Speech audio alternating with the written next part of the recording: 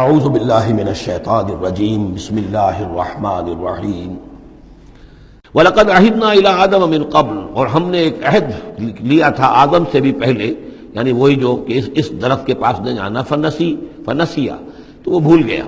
وَلَمْ نَجِدْ لَهُ عَزْمًا، اور ہم نے نہیں دیکھی اس میں کچھ ہمت۔ یہ عزم کے دو ترجمے کیے گئے، دونوں صحیح ہیں، یعنی یہ کہ ایک ہے پختگی ارادے کی کہ وعدہ اس نے کیا لیکن اس وعدے کو نبھا نہیں سکا، ہم نے اس کے اندر عزیمت نہیں پائی، کمزوری پائی۔ خلق الانسان ضعیفا، ایک اور جگہ آپ دیکھیں گے انسان کی خلقت میں کچھ کمزوری کا پہلو موجود ہے، تو آدم کی طرف سے اس کمزوری کا اظہار ہو گیا۔ ایک ترجمہ اس کا یہ کیا گیا ہے کہ اس نے جان بوجھ کر نہیں کیا، یہ نسیہ، بھول گیا۔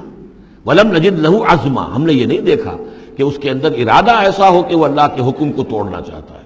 ایک ہوتا ہے بغاوت، جانتے بوجھتے شعور کے ساتھ انسان جانتے ہوئے کہ یہ کام جو ہے غلط ہے، اور اس وقت اس کو شعور بھی ہو، اس وقت اس کے مستحضر بھی ہو وہ بات، پھر بھی وہ کر رہا ہے، نہیں، نسی، وہ بھول گیا تھا۔ فنسیا ولم نجد لہو عزما، ہم نے اس کے اندر سرکشی کا ارادہ نہیں دیکھا، بغاوت اس کے اندر نہیں پائی، بلکہ در حقیقت یہ نسیان تھا۔ ربنا لا تؤاخذنا ان نسینا او اخطانا، یہ تو عظیم ترین دعا جس پر یہ ختم ہوئی ہے سورہ بقرہ، کہ نسیان اور خطا ان دونوں سے اللہ ہمیں ان پر ہمارا مواخذہ نہ کیجو، تو وہ نسیان تھا۔ وَإِذْ قُلْنَا لِلْمَلَائِكَةِ اسْجُدُوا لِآدَمَ فَسَجَدُوا إِلَّا إِبْلِيسَ، یہ پانچویں مرتبہ اب یہ قرآن مجید میں پھر وہ قصہ آدم و ابلیس ہے۔ یاد کرو جب کہ ہم نے کہا تھا فرشتوں سے کہ سجدہ کرو آدم کو، تو ان سب نے سجدہ کیا مگر ابلیس نے نہیں کیا، ابا، اس نے انکار کیا۔ فَقُلْنَا يَا آدم، ہم نے کہا اے آدم، ان ھذا عدو لک ولزوجک، یہ دشمن ہے تمہارا بھی اور تمہاری بیوی کا بھی، فلا یخرجنکما من الجنۃ فتشقى، تو دیکھو یہ تمہیں نکلوا باہر نہ کرے اس جنت سے کہ تم پھر تکلیف میں اور مشقت میں پڑ جاؤ گے۔ ان لک الا تجوع فیھا ولا تعرى، اس جنت میں تمہیں ہم نے جس حالت میں رکھا ہے، نہ تمہیں کوئی بھوک ستاتی ہے، نہ تمہیں کوئی عریانی ہوتی ہے، وانک لا تظمأ فیھا ولا تضحى، اور نہ تمہیں اس میں پیاس ستاتی ہے، نہ تمہیں دھوپ کی کوئی تکلیف ہوتی ہے۔ فوسوس الیہ الشیطان، تو شیطان نے وسوسہ اندازی کی حضرت آدم کے ذہن میں۔ قال یا آدم، اور کہا هل ادلک علی شجرۃ الخلد وملک لا یبلی، کیا میں بتاؤں تمہیں وہ درخت کون سا ہے کہ جس سے تمہیں دوام حاصل ہو جائے گا، ہمیشہ ہمیشہ رہو گے۔ وہی پھر الفاظ یاد کر لیجئے، the defiant cries of man's will to survive and conquer the storms of time۔ انسان چاہتا ہے کہ وقت کے طوفانوں کو فتح کر لے، اس سے بارہ تر رہے، اس کی ہستی کا تسلسل ہو، دوام ہو۔ تو ہمارے وہ جد امجد نے بھی اسی سے دھوکہ کھایا ہے کہ وہ کہا کہ شجرۃ الخلد، ہمیشہ رہنے والا درخت ہے یہ، اس کا پھل کھاؤ گے پھر تمہارے لیے فنا نہیں ہے، وملک لا یبلی، اور ایسی بادشاہی ملے گی جس پر کبھی بوسیدگی اور پرانا پن طاری نہیں ہوگا۔ فاکلا منہما، تو آدم اور حوا دونوں نے کھا لیا اس درخت میں سے۔ فبدت لہما سوآتہما، یہ مضمون سورہ اعراف میں آ چکا ہے، تو ان پر واضح ہو گئی، ننگے ہو گئے ان کے جسم، اور انہیں اپنی شرمگاہیں نظر آنے لگیں۔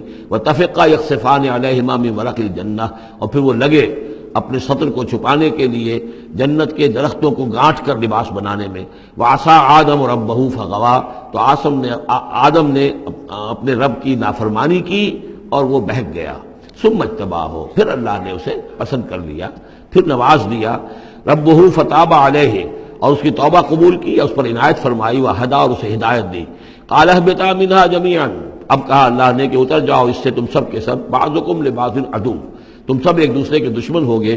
فإما یأتینکم منی ھدی، تو جب بھی کوئی ہدایت میرے پاس سے تمہارے پاس آئے، فمن اتبع ھدایا، تو جو کوئی پیروی کرے گا میری ہدایت کی، فلا یضل ولا یشقی، تو وہ نہ وہ بہکے گا اور نہ ہی وہ مشقت میں پڑے گا اور ناکام ہوگا۔ ومن اعرض عن ذکری، اور جو میری یاد سے منہ پھیرے گا، اعراض کرے گا، فإن له معیشۃ ضنکا، تو اس کے لیے ہوگی اس دنیا کے اندر زندگی بڑی تنگی والی، زندگی کے اندر اطمینان نہیں ہوگا، راحت نہیں ہوگی، تنگی۔ کروڑوں بھی ہیں تو مزید کروڑوں کی طلب ہے۔ پیاس، جیسے کہ آپ کو معلوم ہے کہ ایک مرض ایسا ہے جو آدمی پانی پیتا رہتا، پیاس ختم نہیں ہوتی، پیاس ہے جو کہ تو قائم ہے، کتنا چاہے پانی پی لے۔ تو یہ معیشت ضنکن، جن لوگوں کا حال یہ ہو جاتا ہے کہ پھر پوری زندگی کے اندر ان کے لیے اطمینان کا سانس نہیں ہے، چین کا کوئی وقت نہیں ہے۔ جو کوئی من اعرض عن ذکری فإن له معیشۃ ضنکا ونحشرہ یوم القیامۃ اعمی، اور قیامت کے دن جب ہم اسے اٹھائیں گے اور جمع کریں گے تو اندھا ہوگا. قال رب لم حشرتنی اعمی، وہ کہے گا پروردگار تو نے مجھے کیوں یہ اٹھایا اور جمع کیا ہے یہاں اندھی حالت میں. وقد كنت بصیرا، میں دنیا میں تھا تو میں تو بصیر تھا، آنکھوں والا تھا، دیکھتا تھا. قال كذلك اتتك آیاتنا فنسیتها، اللہ فرمائے گا کہ اسی طرح میری آیات تمہارے پاس آئیں، تم نے انہیں نظر انداز کیا، تم نے توجہ نہیں کی. فكذلك اليوم تنسى، تو آج تمہیں ہم نے نظر انداز کر دیا ہے. وكذلك نجزي من اسرف، اور اسی طریقے سے ہم بدلہ دیتے ہیں اس کو جو حد سے تجاوز کرتا ہے. ومن لم يؤمن بآیات ربه، اور جو نہیں ایمان لایا اپنے رب کی آیات پر. ولعذاب الآخرۃ اشد وابقى، اور یقیناً جو عذاب ہے آخرت کا وہ بہت شدید بھی ہے، اشد ہے اور ابقا ہے، ہمیشہ باقی رہنے والا ہے. افلم یہد لہم کما اہلکنا قبلہم من القرون، تو کیا انہیں اس بات سے کوئی رہنمائی نہیں ملی کہ کتنی ہی قوموں کو ہم نے ہلاک کیا ان سے پہلے. یمشون فی مساکنہم، وہ بھی چلتے پھرتے تھے اپنے گھروں میں، اپنے محلات میں، اپنی آبادیوں میں، اپنی بستیوں میں. ان فی ذلک لآیات لأولی النہی، یقیناً اس میں نشانیاں ہیں ان لوگوں کے لیے کہ جو عقل رکھتے ہوں.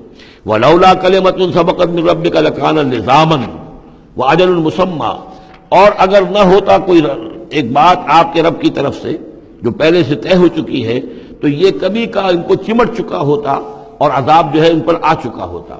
وَلَوْلَا كَلِمَةٌ سَبَقَتْ مِنْ رَبِّكَ إِلَىٰ أَجَلٌ مُّسَمًّى لَكَانَ لِزَامًا، یہ یوں ہے ترکیب ہے اصل میں، لیکن یہ کہ جو ردم کے حوالے سے اس میں تقدیم و تاخیر کی گئی ہے.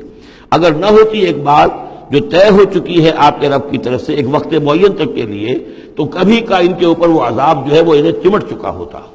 صدق اللہ العظیم.